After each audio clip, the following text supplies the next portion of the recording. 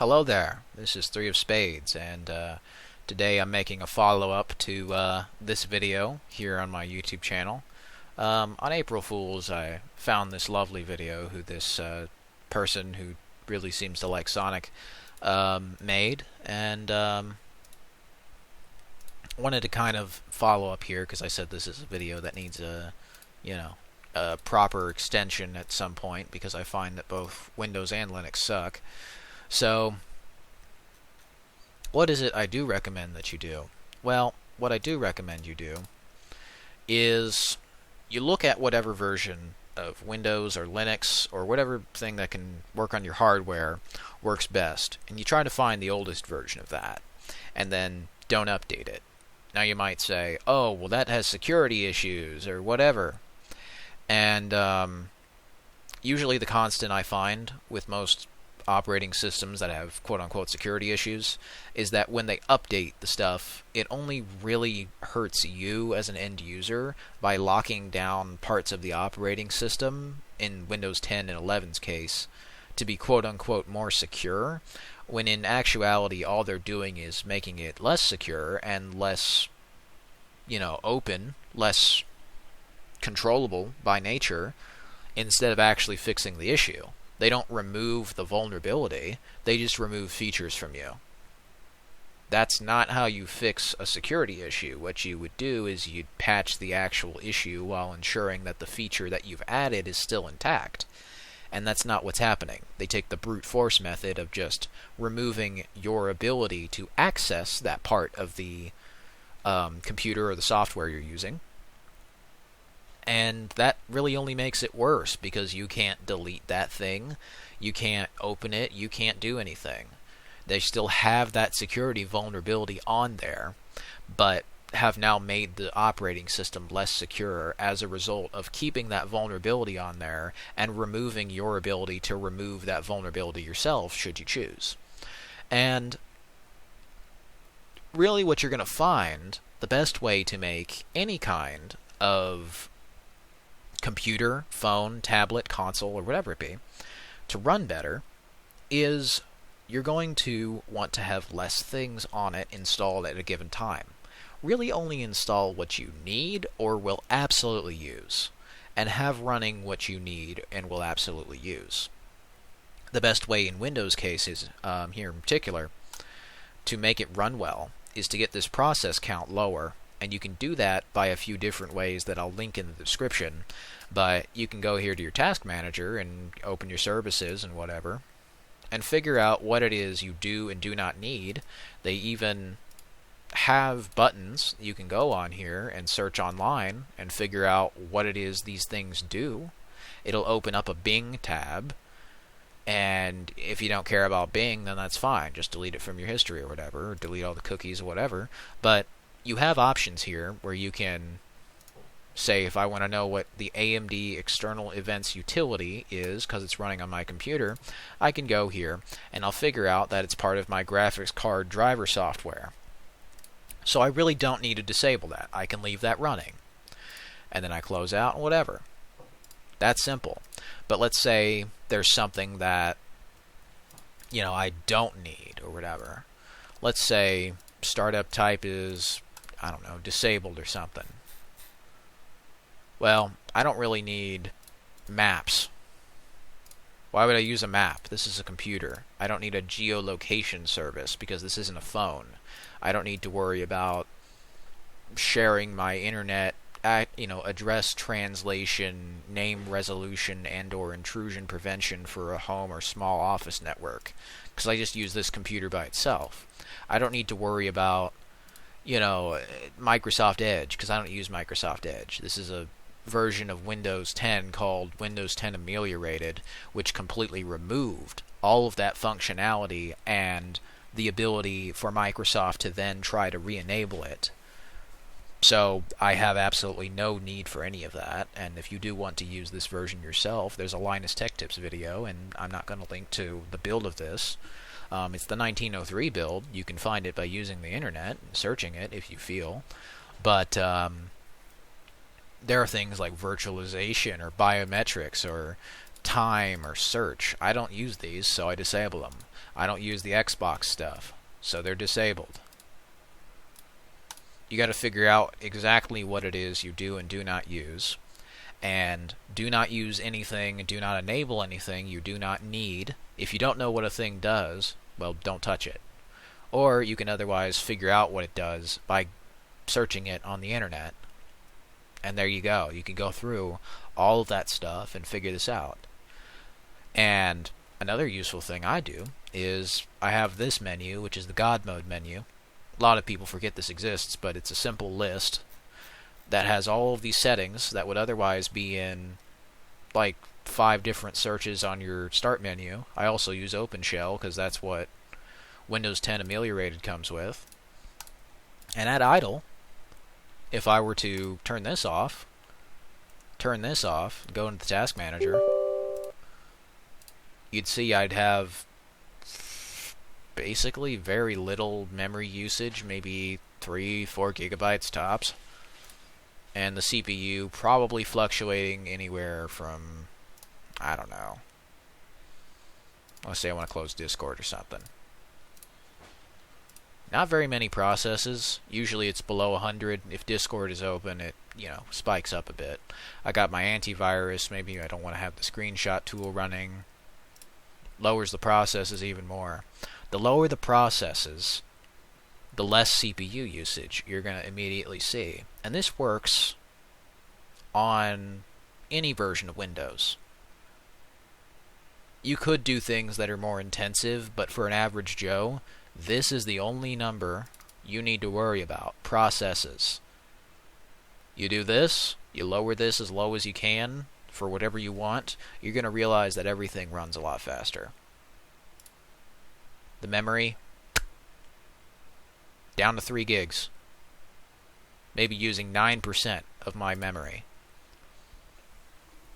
And that's simply because I pressed a bunch of buttons, disabled some stuff in the services and whatever. I could totally go and re-enable that stuff at any time. And this doesn't have to be on a custom Windows. There are going to be links in the description to things you can just do on your own. You can do without downloading. There's things you can download. There are things that you can do that are super intensive. If you don't trust me, then that's totally fine as well. I would rather you make that judgment call for yourself, but as long as, your computer's working, you don't really need to do any of this. It's up to you. If your computer works fine, if it ain't broke, don't fix it. You could get your computer to run at the maximum, but all you'd probably end up doing is breaking your computer. And then it wouldn't run very well at all. I mean, simply put, if a thing works, why change it, really? Or, if it's less broken by comparison to something else, I mean, just look at Windows 11. You don't really need to change it if it works for you. What really matters isn't the popularity, clicks, and, discussions and debates. What matters is if you can use your computer. You want to use your computer? These are things that I find helpful, linked in the description. Now, a lot of people might say, oh, why aren't you using Linux? You should use Linux. Because I don't find it useful. Like, Linux is not there for all of the programs I need, and even still, even if it really were, I really wouldn't care. Because on this hardware especially, I don't find enough value in that.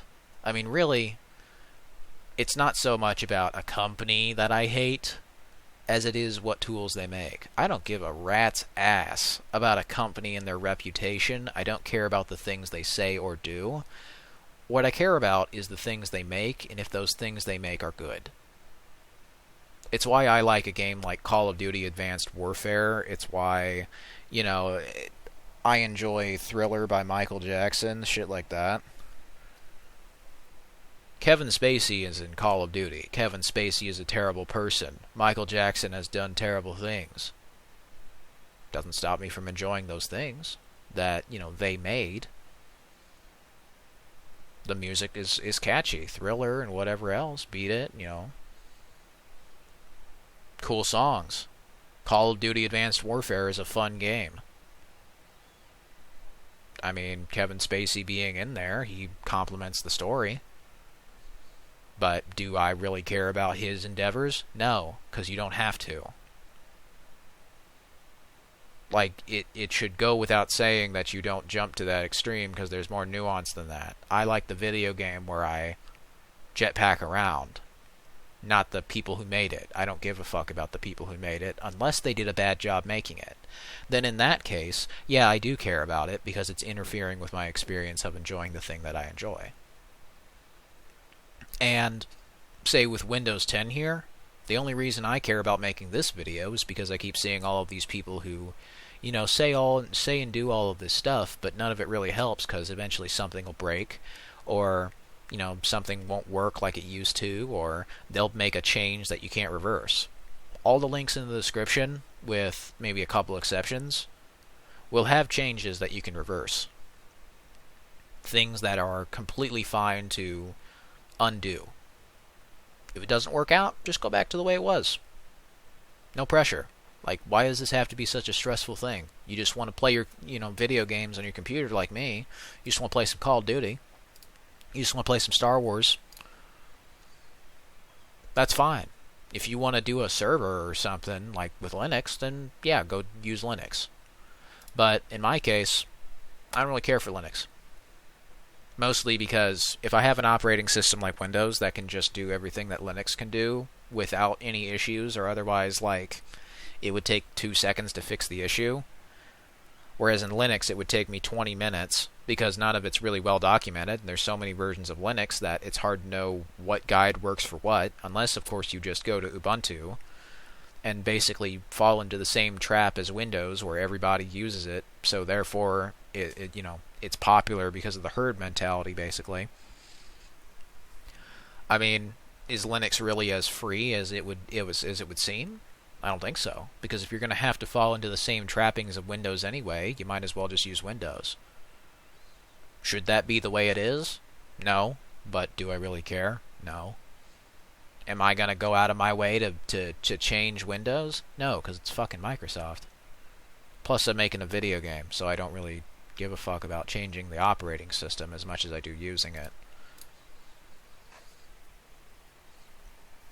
Like, that's the thing that Linux forgets. It's all of this, hey guys, we're against the system, but totally donate to us so we can use this money to not put it into the operating system that we make, because it's not like our actual operating system has made too much progress in the last 30 years.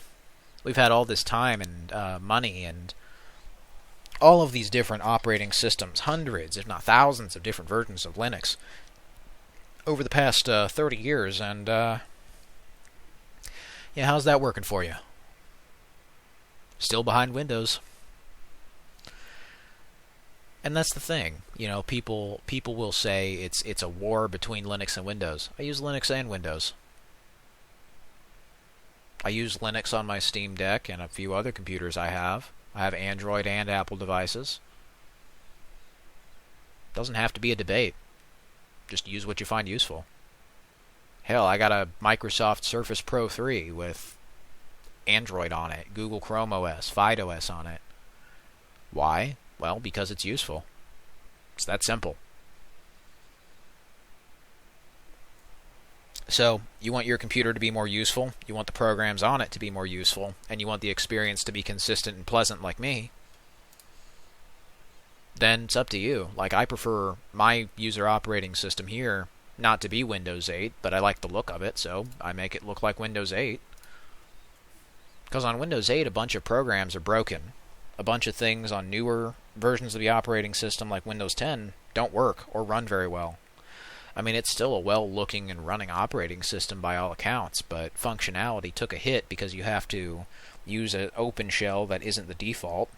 And on Windows 10, the default, I can click the middle mouse here, or just the left click, and switch between these two, because I find them both to be handy. I could click this button. You probably didn't even know you could do this on Windows. I could go alphabetically. If I want to open Handbrake, there we go. I want to see all this stuff. Yeah, I can do that.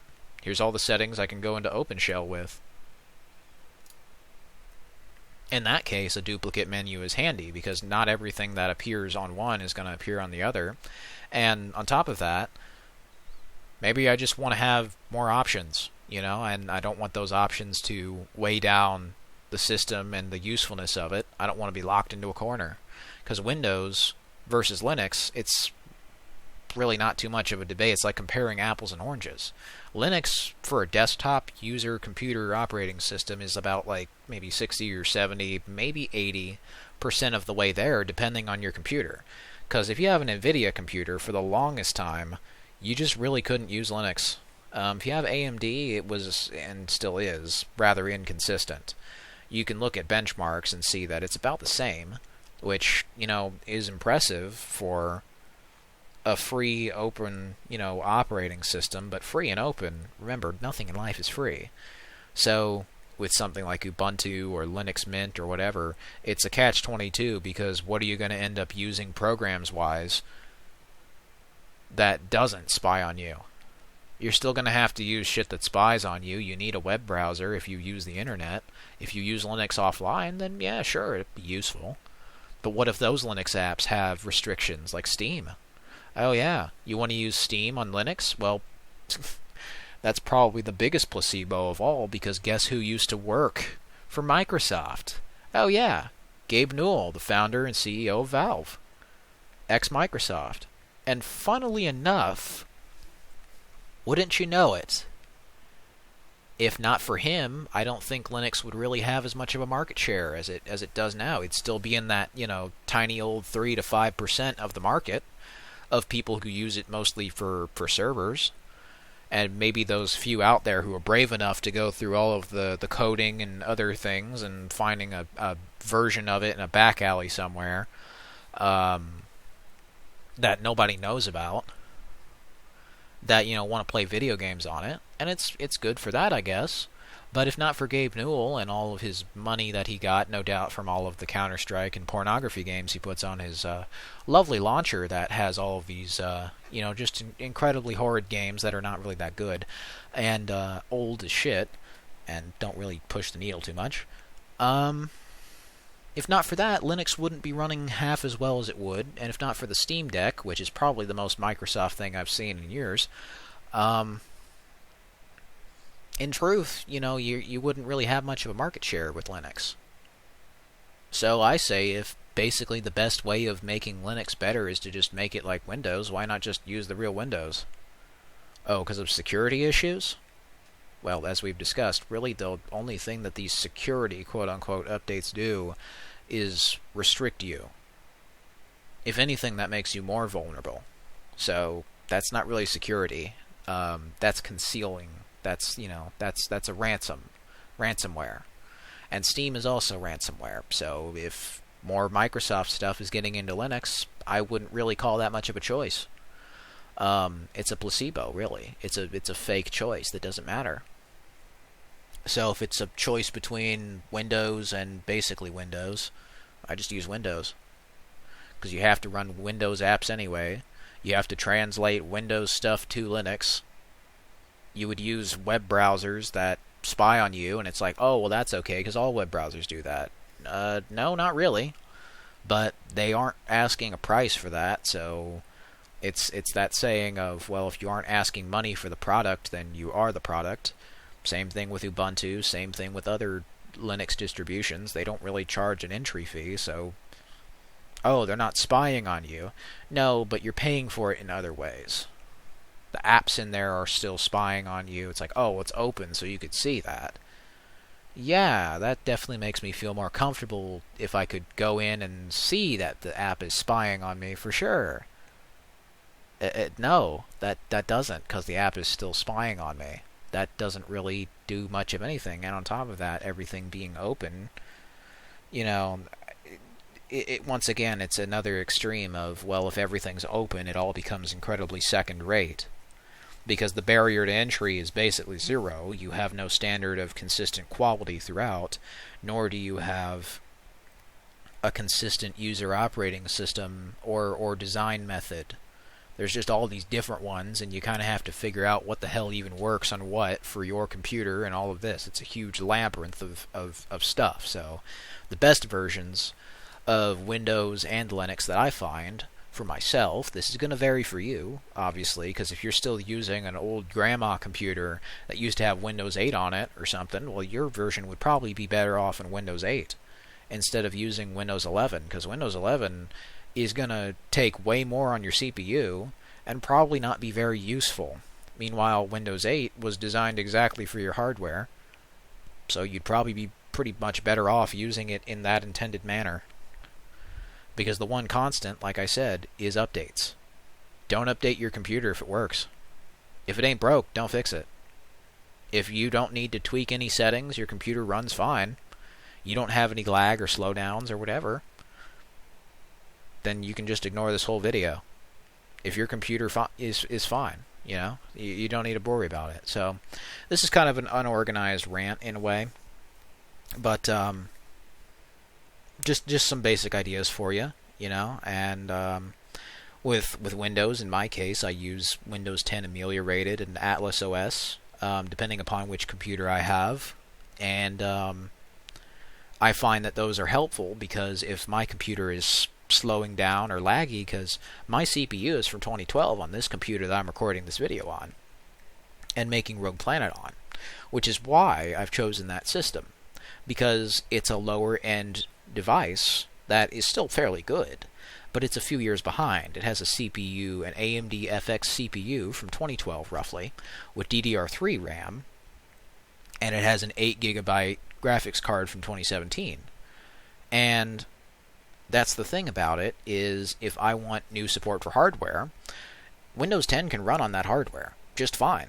It's just all of these little processes and programs that need to be minimized. There needs to be less stuff running on it to make that work, and I found that the best way to do that was Windows 10 ameliorated.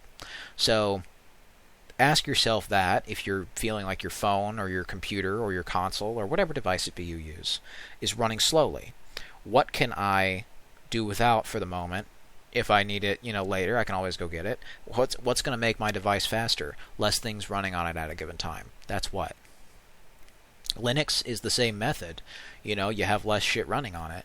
That's why Linux is faster until you install a bunch of programs, and it's about the same as Windows. So nothing really changes there. It's just the same methods of doing the same thing, but it depends on how useful it is for you. In summary, I feel like these things I'll link below are helpful, but it's going to be up to you to figure this out for yourself. There's no one-size-fits-all solution for computers, and this video kind of went on for a bit, but I hope it's helpful. If any of that stuff in the description helps you, then feel free to use it. If it doesn't, and you have any issues, well, this is not a tech channel, nor is this a tech support channel, and nor am I going to answer any questions or comments you may have about that. And I figured I should just make this video because I get these people on Discord who are, friends of mine or whatever, who have computers that are running with problems, or people who can't run my game or whatever, and they need it to run a little faster. But the best way what's the one constant I say? Oh, well, a bunch of Windows processes. So, you can decide this for yourself.